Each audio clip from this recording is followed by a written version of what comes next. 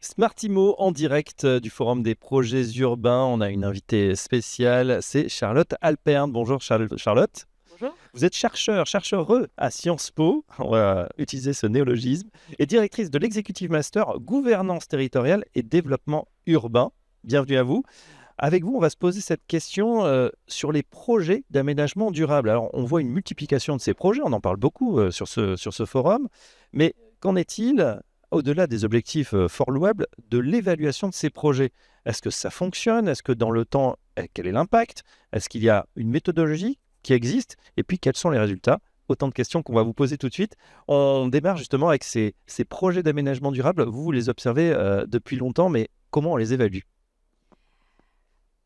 Alors, comment est-ce qu'on les évalue? Il y a énormément de méthodes qui ont été développées ces dernières années, surtout exemptées, avant qu'un projet soit livré, pour accompagner sa conception, pour réfléchir par exemple à la manière de consulter la population, pour réfléchir à la manière de se donner des objectifs en termes d'impact environnemental, en termes d'évolution du quartier.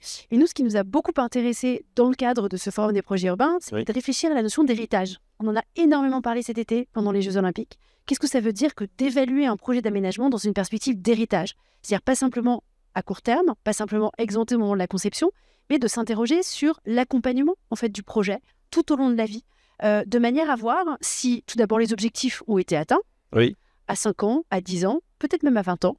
Parce que l'héritage, on entend tout de suite l'héritage de génération en génération, ça veut dire peut-être sur une, deux générations, sur, vous le disiez, 20 ans, 25 ans, 30 ans. Mais si on pouvait déjà le faire à 10 ans, par Oui. exemple, ou à 20 ans, donc peut-être une génération, ce serait déjà pas mal. On ne le fait pas beaucoup en ce moment.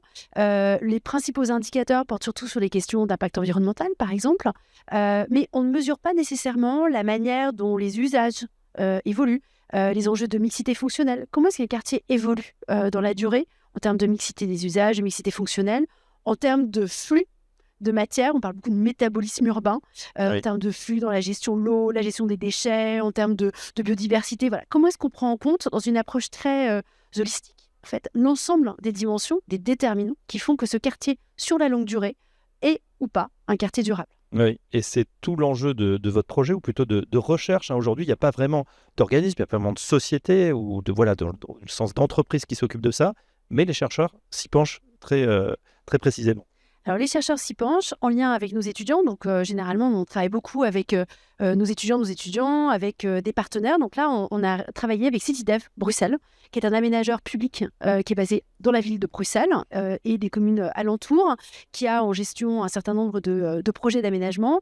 Et avec nos étudiants, ils se sont interrogés sur une méthodologie qui permettrait justement de s'inscrire dans la longue durée pour mener l'évaluation de ces projets. Donc, pas quelque chose qui soit relève uniquement de l'impact, à court terme, ou qui soit uniquement réservé aux projets exemptés et à leur conception, mais qui permettent véritablement de prendre en compte l'évolution des usages, l'évolution de ces métabolismes, et puis la manière aussi dont on voit évoluer un quartier en termes de mixité fonctionnelle.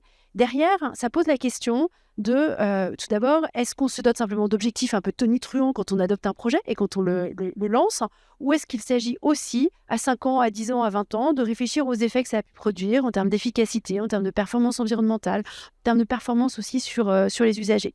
C'est un changement de démarche, un peu plus holistique, un peu plus intégré. Oui. C'est un changement aussi dans le rôle de l'aménageur qui va accompagner le projet tout au long de sa vie.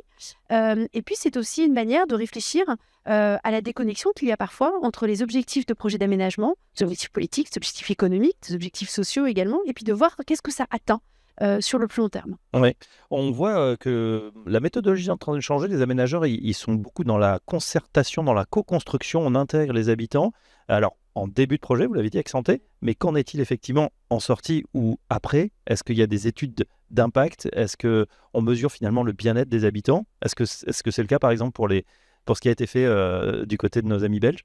Alors, je crois qu'il faut toujours on est toujours sur un fil entre, d'une part, la volonté de comprendre quelle est l'évolution des usages, l'évolution des demandes des usagers, Oui. et puis de ne pas être trop dans le pilotage, en fait, parce qu'il faut quand même laisser vivre un quartier, laisser vivre des usagers, et puis que la vie se fasse, en fait, dans ces quartiers d'aménagement. Donc, trouver le bon fil, ça peut se faire, par exemple, en développant des méthodes qui sont peut-être plus qualitatives, qui vont permettre de travailler à partir d'observations, d'approches un peu plus sensibles, qui vont permettre tout simplement de suivre la manière dont ces habitants évoluent dans un quartier, de voir comment est-ce qu'ils s'emparent ou non des dispositifs qui leur sont proposés en termes de tri des déchets, en termes de limitation des usages de la voiture, par exemple, en termes de sobriété dans la gestion de l'eau, dans l'utilisation de l'eau ou de rapport à la nature. Donc, de prendre en compte l'ensemble de ces dimensions tout en ayant une approche un peu à distance également, qui va permettre de ne pas avoir un suivi ultra paternaliste au fil de ces Mais justement, on a l'impression, alors, on découvre cette méthode, c'est vrai qu'on n'en pense pas forcément, peut-être les aménageurs non plus, pas encore en tout cas. Est-ce que justement, il y a déjà des résultats? Qu'est-ce que vous avez observé ou qu'est-ce qu'ont observé les chercheurs là du côté de Bruxelles?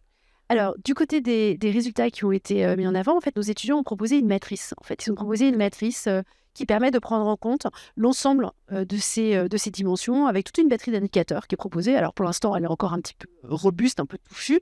Et donc, tout le travail qui se met en place aujourd'hui, en lien avec cette idée Bruxelles, mais également avec d'autres aménageurs qui sont partenaires de l'école urbaine de Sciences Po, eh bien, c'est de réfléchir à la manière dont cette matrice, qui a déjà été testée sur un quartier, qui a fait ses preuves sur ce quartier bruxellois, eh bien, pourrait être tout d'abord systématisée, opérer un passage à l'échelle, peut-être en faisant en sorte qu'elle soit simplifiée par certains aspects pour que ça ne se transforme pas en quelque chose de trop bureaucratique, Oui. de trop chronophage pour l'aménageur, mais que cela soit intégré à la manière de prendre en compte cet héritage dans la longue durée. Alors, on a beaucoup parlé de la Belgique, de Bruxelles. On va revenir à Paris. Tiens, vous parlez en introduction du village olympique. Est-ce qu'il va y avoir, par exemple, les mêmes travaux sur le village olympique dans la durée? Qu'est-ce que ça va devenir?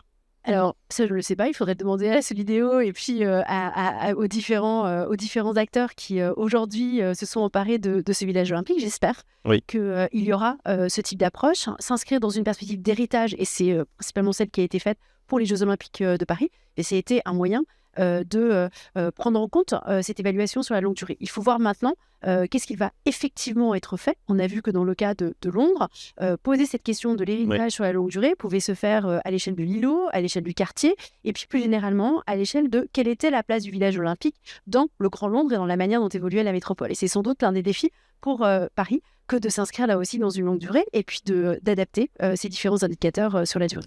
Un défi en tout cas passionnant, voilà l'évaluation des projets d'aménagement durable. Merci Charlotte Alperne pour nous avoir sensibilisés sur ce sujet. Je rappelle que vous êtes donc chercheure à Sciences Po et directrice de l'Executive Master Gouvernance Territoriale Développement Urbain. À très bientôt sur Bismart dans Smartimo.